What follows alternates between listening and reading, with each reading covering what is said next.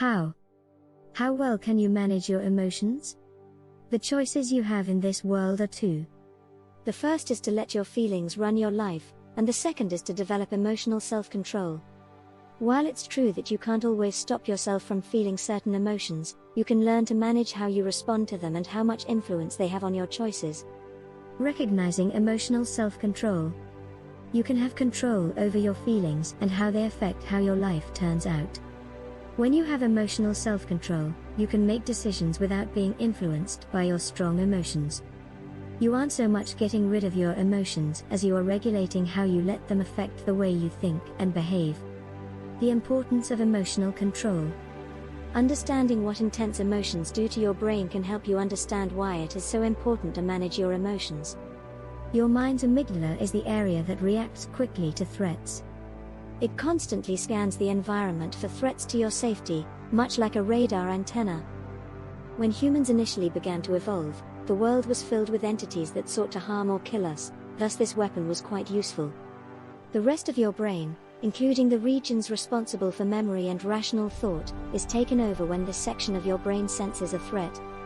This response is intended to prevent you from innovating, or being flexible, and instead drive you to respond in reflexive, ingrained ways that have previously kept you safe. Your attention is diverted by the amygdala, making it difficult to concentrate on anything else. However, the amygdala commits a lot of errors. It frequently interrupts a threat based on only a little portion of the sensory data we have taken in, and because it takes control of the moment it detects danger, the rest of your brain quits trying to process this information and make sense of the surroundings. In other words, you frequently overreact emotionally because of this response. It is undesirable. But being aware is already half the battle.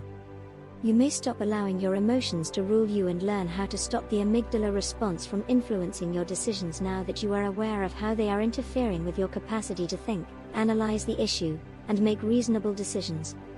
How to improve emotional self-regulation. Increasing your awareness of your emotions and how they influence you is the first step in learning to control them. Be aware of how you feel when certain triggers occur and pay attention to the signals your body and mind are sending you. This makes it easier for you to understand where those powerful, negative feelings originate.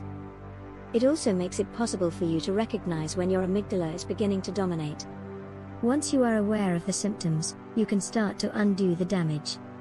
You can start to halt these emotional episodes before they spiral out of hand if you start to notice when and how your mind is responding to these emotions. Dealing with sentiments early on is usually preferable to waiting until they are fully developed. You can regain control of your emotions and think more clearly by doing mindfulness exercises and learning skills like meditation and deep breathing. With the help of these tactics, you can learn how to control your impulses and avoid reacting in the heat of the moment. In the end, emotional self-control is about choosing to use your more logical brain regions to make the best decisions for you rather than letting your amygdala rule your behavior. The ability to control your emotions can be learned, but it will require time and effort.